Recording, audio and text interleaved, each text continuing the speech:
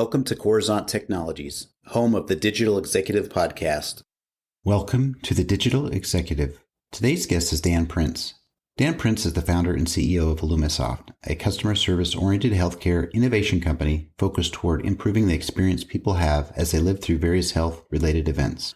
Throughout the course of his career, Dan has consistently been a leader amongst his peers, focused on architecting complex systems that are simple to maintain and manage. He now focuses both illumisoft and his highly talented team of technology experts toward helping companies use technology in the best ways to reduce cost as well as increase efficiency. Along the way, he has helped his company grow into a set of high-performing technology-enabled teams that have mastered the Agile philosophy and used it to help transform the technology landscape at a number of clinics and hospitals. Dan prioritizes illumisoft toward building strong relationships with clients to truly understand their needs and provide solutions that exceed current needs and allow for growth and flexibility.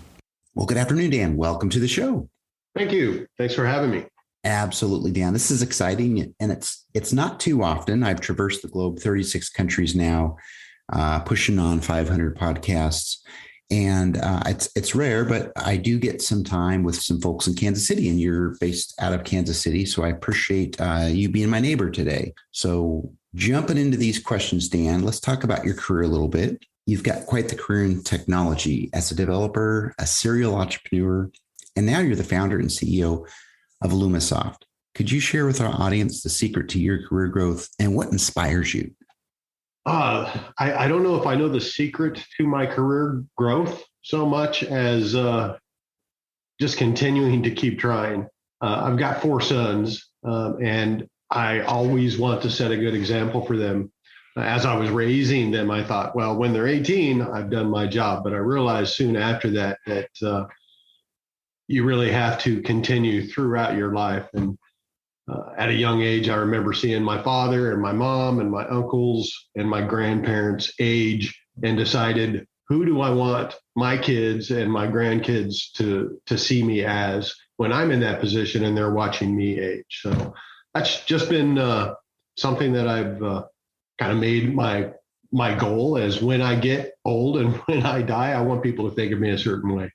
And that's been my guiding principles, I guess, in how I do business and how I approach my career. And one of them is just having integrity and doing what you know is right, even if it hurts. Other than that, I'd say just a lot of luck. And that's about it. Great. Thank you for sharing, Dan. I appreciate that. And I think that is so important to be role models, especially in these day and age. So I do appreciate the share.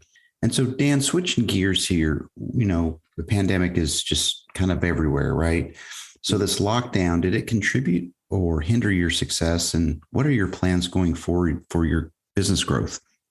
Yeah, pandemic was a big thing. And I saw a lot of my competitor companies, many of which I'm friends with here in Kansas City, have trouble and struggle. For illumisoft, we seem to very easily switch to a remote model, and our clients were in a position where the only things that they could really work on were these opportunities to work remotely. So many of the physicians and clinicians that we work with were either too busy while they were in the hospital to work with us, or were not allowed to come into the hospital because of the lockdown, but they were able to get on a Zoom call with us and move projects forward. So overall, I'd say it's been a help to us, and we really don't know what's coming down the road. It could be that early next year or possibly mid next year that budgets get cut and all of our projects go away. But it could also go the other way, and because of the need for telehealth and virtual healthcare visits, that we actually wind up getting more business and having to grow because of that. So it's hard to say right now, but we were easily able to traverse the obstacles that the pandemic initially laid out for us. Thank you for sharing. And everybody's has their unique story as far as the pandemic. And, I think we are all learning from it. And I think a lot of people still are struggling, especially in some states and cities where they've still kind of got people locked down. So thank you for sharing. And Dan, you're obviously leveraging some new and emerging technologies within your tech stack. Is there anything you might be able to share with us today? Sure. I mean, some of the things that I am looking at that I think are going to be the future is blockchain. Clearly, it's had an impact already, but I don't think that it's really started to have the impact that it's going to have. And I say blockchain, I mean blockchain everything. Right now, within our current world and reality, we collect a lot of data. And right now, that data is owned by somebody.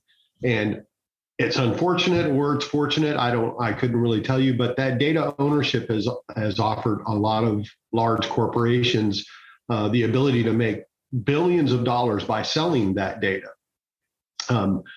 It's hard to say whether that's a good thing or a bad thing, but when we put it into a blockchain and it becomes decentralized and there's no central ownership of it, there will no longer be a market for that data. And I think that's important to have, because right now there's unfair use of that data by companies that are able to easily collect it. Some of the fears that I have is whether that data will then become permanently available and unable to be deleted, even if it's wrong. So corporations will no longer be able to own it and sell it, but will it then be free?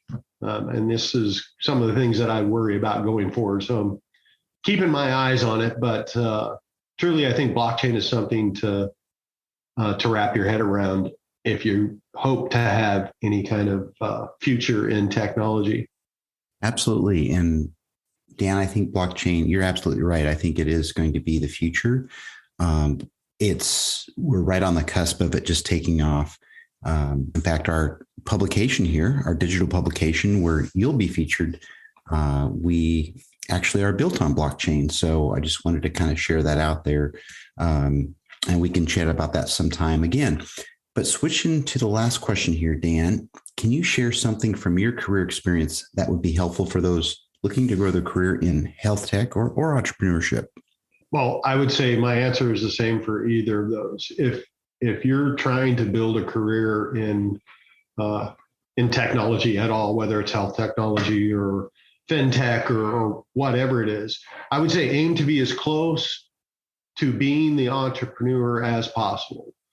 Some people just don't want to be the one in charge, but I would say aim to be close to that person. Do not aim to be in a good position with a big corporation where you've got good job security, et cetera. I did that for many years, and those things I found will only serve to desensitize you to your own goals and aspirations. So be ambitious, be brave, be willing to work hard, and be willing to take educated risks. Also, when you fail, and you will, everybody does, don't be devastated by it. Understanding that life is suffering and that being unprepared for that suffering will inevitably add more suffering. So I guess put on your big boy pants and take what life throws at you without letting it emotionally impact you. One of my favorite quotes is from Bruce Lee, favorite quotes. And he said, be like water. And there's a lot to that being like water, but you just got to flow with what life throws at you. I love that. And that is a classic Bruce Lee quote. And I do resonate with that as well. So Dan, thank you so much for sharing. And I want to just let you know, it's a pleasure having you on today. And I look forward to speaking with you real soon. Thank you, Brian. It's been a pleasure. Have a great day. Bye for now.